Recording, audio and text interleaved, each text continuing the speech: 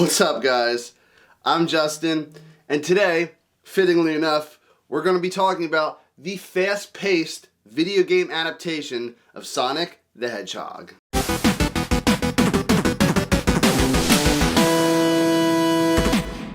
So Sonic the Hedgehog is a character from the video game on Sega Genesis of the same name. There was Sonic 2, Sonic and Knuckles, new games on Sega Dreamcast, cartoons, the new adventures of Sonic the Hedgehog.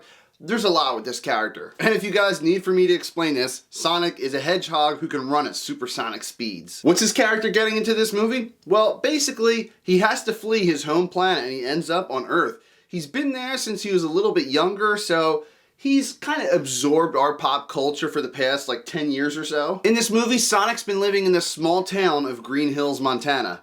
Well, fittingly enough, there's a level in the video game called Green Hill Zone. There you go. He idolizes this character named Tom, who's a police officer in this very small town.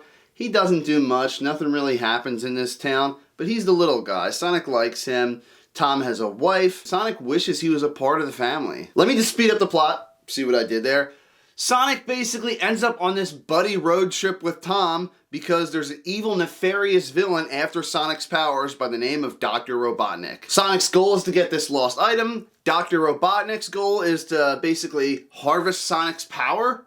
Well, we have our movie. So the director of this movie, Jeff Fowler, he hasn't really done much before. I looked into his history and the only thing he's really done is he was an animator on Where the Wild Things Are. This is his directorial debut. The cast, we have Ben Schwartz as the voice of Sonic. If you guys don't know him, he was Jean-Ralphio from Parks and Recreation. He's hilarious and nails this character. I love the voice work for him. He just adds so much charm and charisma to the character, and I know he's no stranger to voice work because he voices Dewey on DuckTales. The only thing I'm wondering was, after the first trailer happened and they had the whole Sonic redesign because fans were outraged, I don't need to go into that story because you basically all know it by now. If you haven't, you've been living under a rock. I wonder if Ben Schwartz actually had to go back and kind of re-record all the audio lines for Sonic. I mean, I know they could probably just change the mouth, just like they'll change the whole animation of Sonic, but they could change the mouth to kind of match the new animation, but still, you gotta think there's some things they had to re-record, right? James Marsden, I liked his character. It wasn't like a crazy standout or anything fantastic, but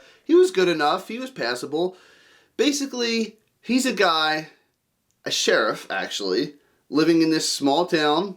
And he's a dreamer. He wants to do more things. He wants to be a city cop. He wants to be on the streets. He wants to save people. And I honestly think he's the perfect guy for this buddy movie. Because let's face it, regardless of the video game ties, in a nutshell, that's what this is. Jim Carrey is Dr. Robotnik or Dr. Eggman, whichever you prefer.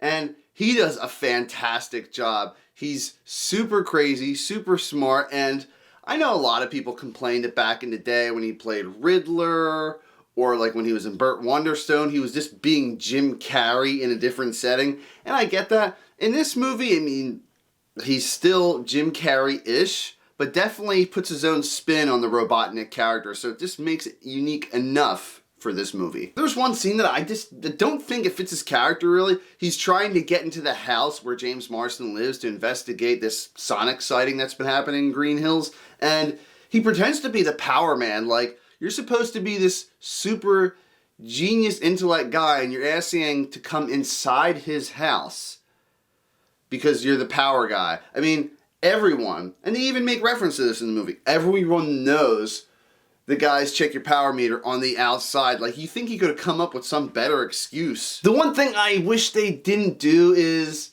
they show Robotnik's true form in this film. I won't say when, but I really wish they would have kept it out of the trailers. Okay, I know this is going to be a big topic, the special effects. The redesign worked so much better for this movie. Thank you, animators. Thank you for listening to the fans of the game. And it just turned out so much better. And there are scenes, even though Sonic looks way more cartoony than the original version, you see reflections in his eyes. They changed the color of his pupils and his eyes. And you see lighting coming off of his body, and you see shadows, and everything still looks believable. So that means you can't have cartoony looking CGI characters in a real world setting. And if you make it believable enough, then we'll believe it. That's where the Lion King remake fell short for me. They tried to do super hyper-realistic CGI with moving mouths and all this other stuff, and it looked wrong. Speaking on the subject of CGI, we have the ring portals in this movie, and I know what you're already thinking. The ring portals are just a knockoff of the special effects they used with Doctor Strange's portals. Well, to be fair, in the video games, when you would go into those ring portals, they would take you into an actual bonus level, so it's not like they completely ripped it off. It's actually in the video game. It's based off of something. And we do get some insight into some other worlds out there. Some of them might be recognizable to video game fans. I'm just gonna be honest with you guys, the plot was super generic, but that's not honestly a bad thing. The characters, the special effects, the humor, all made up for it, and at the same time, you gotta remember, even though this is a movie that people who are in their mid to late 20s, early 30s were waiting for because they grew up with Sonic, kids are going to be going to this movie too. This is still a movie for kids, so would you really make a crazily in-depth plot for kids? What gave me like this huge nostalgia boom is this movie felt like a 90s movie, and I loved every second of it. Just the humor, the buddy comedy aspect, the road trip aspect, I loved it all. There's references to other speedsters, just as shown in the trailers. He's flipping through a bunch of Flash comics, and I think it was in the first trailer where he has all those rockets facing him, and he does that like super slowed down Quicksilver-esque scene. I guess you wouldn't even say it's a ripoff to Quicksilver because you have so many speedsters in this world.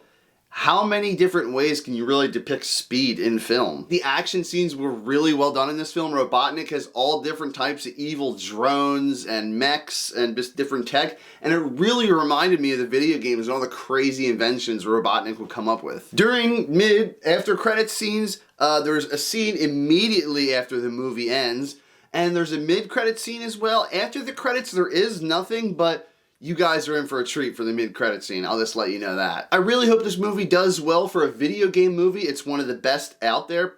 Not saying much because it's only got a few other movies to contend with for best video game movie. Overall, I just had fun with this despite some very minor flaws.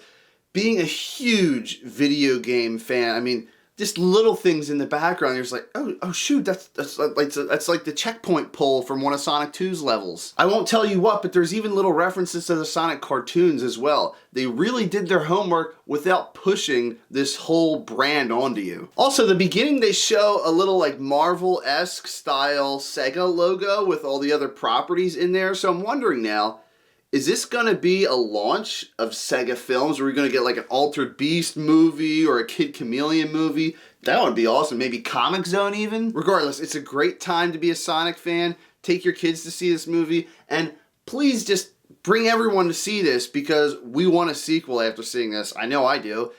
Also, I know it's weird to promote another movie within this movie review, but go see Birds of Prey 2. It's struggling in the box office. I know some people might be hesitant to see it, but it's definitely worth checking out. Great actors who made this movie fun. Great voice work by Ben Schwartz.